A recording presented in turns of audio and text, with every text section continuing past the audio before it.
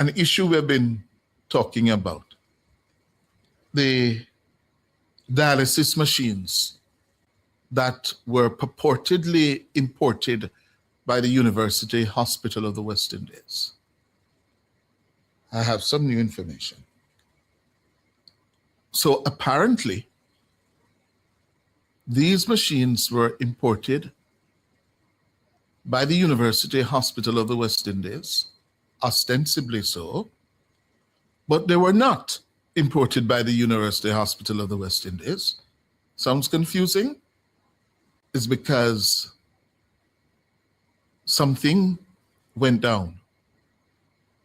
According to the Auditor General, the university hospital's tax-exempt status was abused, corruptly used to bring into the island dialysis machines and other stuff. Yes. And a private medical facility is using those facilities or was party to the abuse of the UHWI's tax-exempt status. And now we're learning that it's not 10 dialysis machines that were brought in. It was 12. 12. Yeah. And we're also learning, that other items were brought in, and the duty that should have been paid if they had done it legally should have been $11 million. They end up paying $1.1 million and denied the Treasury $10 million. So it's a case now where I gather it's now the subject of a criminal investigation by CTOC. Yeah, I gather CTOC, the Organized Crime Investigation Division, is involved now because apparently the 12 dialysis machines are at a private medical facility somewhere in St. Andrew. Yeah, somewhere in St. Andrew. And I gather the matter is now the source of tension inside the People's National Party because the private medical facility apparently is owned by a PNP parliamentarian. And I gather the PNP leader, Mr. Mark Golding, is furious about the turn of events. And it's not known how this is going to end up. It's not known. Right now, it can go anyway. But what is known and what is being said to me by sources is that Mr. Golding, the opposition leader, has been made aware of this. And he is furious with the PNP parliamentarian. Yeah. Watch this space. Time for the break.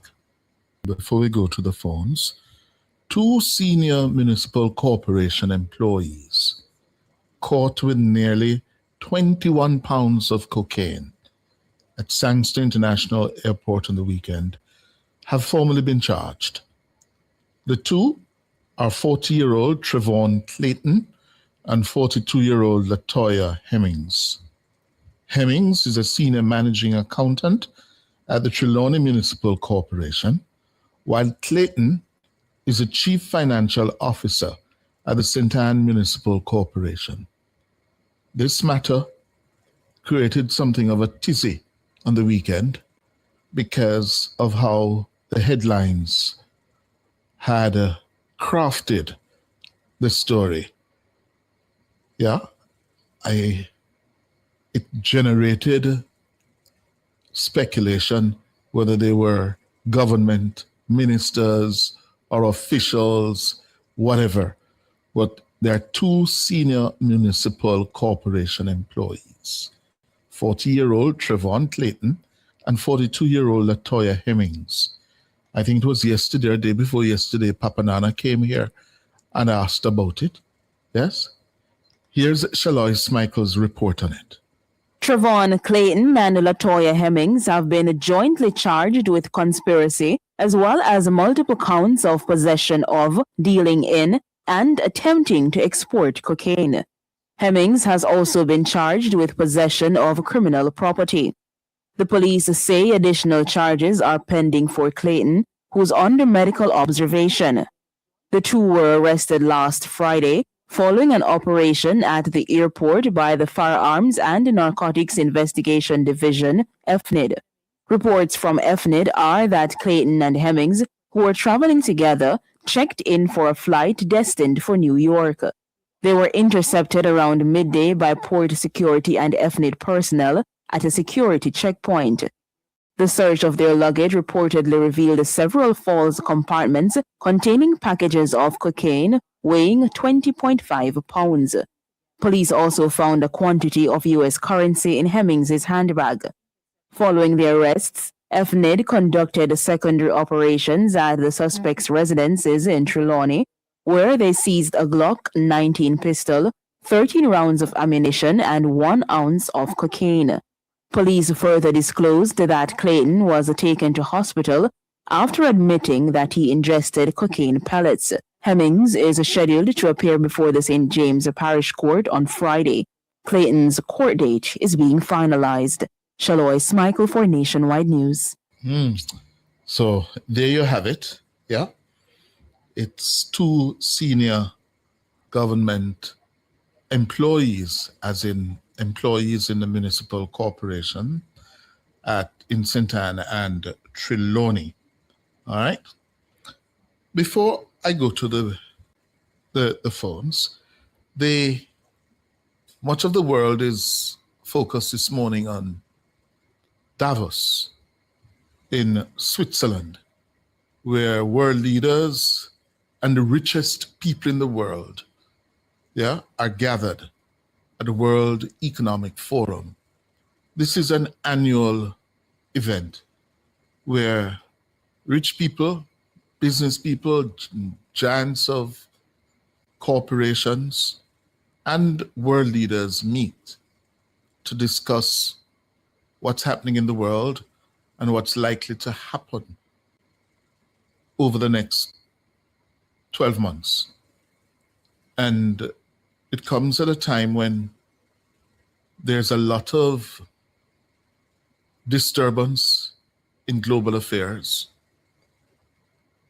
generated largely by the President of the United States of America, Donald Trump, where Mr. Trump, there's one thing that is consistent about him, and that is his inconsistency. Yeah, you don't know where he's going to land. Yeah, he doesn't seem to have an anchor. Yeah, and especially his insistence that he must get his hands totally in total control of Greenland. Yes, which is a semi-autonomous territory belonging to the EU country, Denmark. And Mr. Trump was in Davos this morning, Jamaica time, and he made a speech. He said many things, including that he will not use force to take Greenland. He made that clear. He will not now use force, seemingly ruling out the use of force. But that is this morning. I don't know what he'll say this evening.